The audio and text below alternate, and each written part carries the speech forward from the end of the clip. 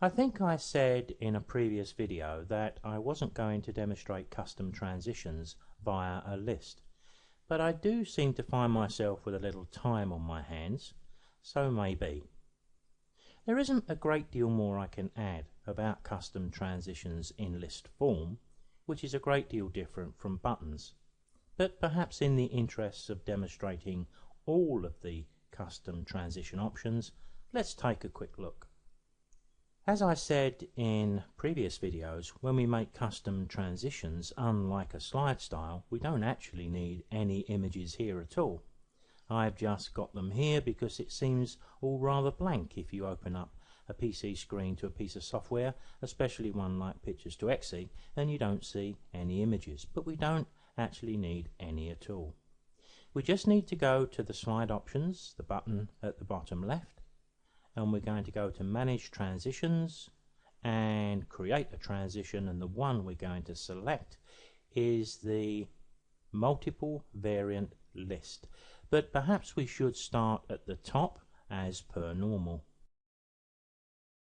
If we're going to create a batch of custom transitions in the form of a list, it's a good bet that they're all going to be of a very similar nature to one another. So it does pay to make sure we put them in the correct category. For demo purposes, I'm just going to locate these in the one I call Beckham Digital. But if, for example, I was intending to make 10 custom transitions, all of a certain type, then I may even make a category just for that list. But here I'll just put tumbling. This is the idea I've got. Pretty simple custom transition. It's not what we create here, it's how we do it. In the global storage as normal, and we've already selected the multiple lists. When we look down here, we can see we've got a transition automatically created. I'm going to change the name of that. I'm going to call this one tumbling, if I can see my keyboard, tumbling up maybe, and we'll make 2 of these, and the next one will be tumbling down. So what I need to do then is to edit this. So I'm going to click the edit button and we go into a familiar screen, in fact the objects and animation screen. Just 1 or 2 things we need to remember when we come into this screen. We've already got a couple of images here because they're the holding images which allow us to make the custom transition. The other thing is we've already got some animation in place. Let me switch over to the animation tab, and if I press play you would have seen this in the previous demonstration. So going to my first keyframe places slide 1 fully on screen. The second keyframe scrolls that slide downwards. If I do it slowly for you, you can see the movement. And of course if I go to the second of the 2 keyframes, I can actually see that movement as a numerical value which I can cancel by double clicking the Y. So when we come in here we almost have to dismantle a little demonstration custom transition before we start to build our own. Now let me open up the other slide as well, or select the other slide, so we can see all of the keyframes. Remember the rule with custom transitions. With slide 1, the first keyframe, slide 1 should be fully on screen. With slide 2, then the second keyframe should have that image fully on screen. It's not at the moment, of course, because we've just removed the animation that created that. We'll put something in place. So I was going to do something similar here to what we saw when we first opened the screen, in that slide 2 does nothing. It just remains on screen all of the time. And the reason we cannot see it is because slide 1 is sitting over the top. So at the second keyframe of slide 1, I'm going to decide on what my animation is. And I think I'm going to have this tumbling. So I'm going to select slide 1 and the second keyframe. The bounding box appears. I want it tumbling over and over, not round and round. I don't want it going this way. I want it going the other way. How many times do I want it revolving and which way? Well, I think if I'm going to make this one tumbling up, I think I'll have that rotating. Let's try 360. Let's put a 360 in there and see if that's enough. While that's going ahead, I'd like to zoom the image out, and of course I want to take the image up. Remember, X, Y, Z, left, right, up, down, back and forth. So this is the one we want to take this up. We can take it up and leave it within the screen, but of course there's creative options to take it out of the screen if you want. And of course we could also take the opacity off as well. First thing we need to do then is to test it. So I'll put my cursor back at the start and press play. That doesn't look too bad. The revolutions don't look too many or too few, so I think we'll run with that for a moment. Remember though that we're working within a 2-second span here, but when we apply the custom transition, we're not limited to 2 seconds. We can put any value we want. I think there is one more thing we need to do. We need to go back to the first keyframe, because we need to apply some speed parameters that's going to help this animation we've created look nice on the eye. Now, I guess there's a couple of options we could try here.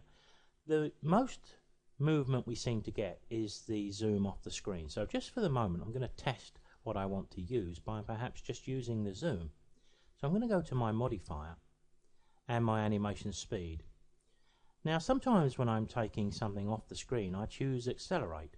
I certainly wouldn't choose slow down. So the two options really are accelerate or smooth, but if we're really experienced, you probably would go into the custom option and try to even fine tune that. But I think we'll find one here that's going to work. I'm going to go for the accelerate, but it does mean I've got to test this a couple of times maybe just to get a feel for how it's working. It seems to be okay, I think, so what I'm going to do is to go back to that keyframe. I'm going to choose the same option for all of them. Yes, we are rotating. I was just about to say we're not rotating. Of course we are, but there's no other changes here apart from the opacity. Do we want that to go off quicker? I'm not sure, because we can, of course, choose different speed options for different parts of the animation. That's why I stopped and gave it a bit of thought. Don't think we need too much to worry about with the opacity. I think a linear change from fully on screen to fully off as the image tumbles back is going to be good. So one last look, and I think we have our custom transition. So remember, when we come into this window, don't look for a save button or an OK button. We just need to close this. Everything we've done is safely stored. So now we've got our custom transition tumbling up. We need to make a duplicate and make tumbling down. So let's do that. Tumbling up copy. We'll rename that straight away to tumbling down. And of course, the same as before, straight into the edit options. But now it should be fairly quick and easy, because we need to go to the keyframe here and we need to just reverse some of these options. We certainly need to change the pan Y, because the -75 is what's driving our image upwards. So all we need to do here really is to just take away that minus. If we do that, it's going to put the image down the bottom. The other thing we did was to rotate it 360 degrees, but I'm going to suggest that as it's going out the bottom, we reverse the rotation. 360 seemed to work, so if we put -360, we should be done. And there we have it. Let's close the window and click OK, because we need to test what we've made. If I want to put a custom transition here, it's going to affect the transition between these two. So this one I'll leave just as it is, because it's going to pick up the straight fade from this title slide. So I'm going to select these In fact, I should split this up, shouldn't I? Let's do them one at a time. Let's select the first one I want to apply the custom transition to. We'll go into the window. We'll go to, there's our tumbling, and there's our list. So the first one will have tumbling up.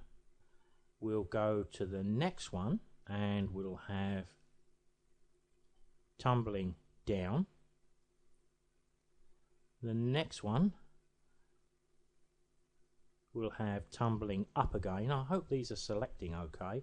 Perhaps I should click OK and it may anchor them. Let me go back in quickly and see if that's doing that. See, it's doing that now. So maybe let's go to the next one, tumbling down. That looks OK. Where have I got to? Losing myself a little bit here. Tumbling up, OK. Tumbling down. Let's see what we've got there. Let's go back to the custom transition and press play and just take a look at what we've applied. First one comes on with a dissolve. There's the tumble up, so that's worked pretty well. There's the tumble down. See the revolving going the other way. Not sure if I got these all correct while I was trying to concentrate on recording and applying them at the same time, and missed one there, as you can see. And we've got the tumbling there, so it seems to work fairly well. Let's give that one last try from there to there. We know they're both working. Let's just go to the slide options.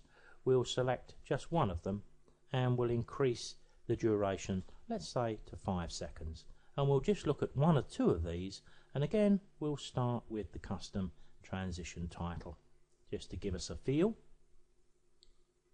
because now we've got a more leisurely pace. You can see that the tumbling, we could actually get it tumbling more if we wanted to, but to be honest I think it looks pretty good, and I suppose that's not a bad thing to do when you create a custom transition. Before you sort of tuck it away and say that's a finished job, have a look at it at 2 seconds, but have a look at it with a longer transition too, because if it looks good with both, then you've probably made a good effort. And to bring this video to a close, just a reminder that when we go to our slide options and our custom transitions, I need to move this custom transition because I've recorded it with this video on one machine and I want to put together the download on another. So if I'm going to include this with the download, I need to export it. Well, when I go to manage transitions and I choose to export it, and I'm going to drop it just on my desktop just for the moment. I've created a folder called CT, that will do. When I drop it in there, you can see I don't get tumbling up or tumbling down, I get the whole set. In our case we've got 2, but we could have 22, of course.